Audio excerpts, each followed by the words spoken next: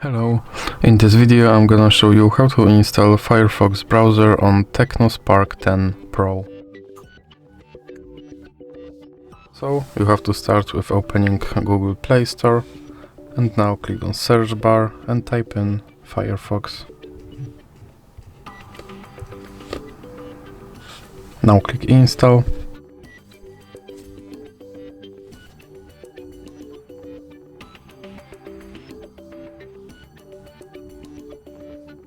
And now you can click open.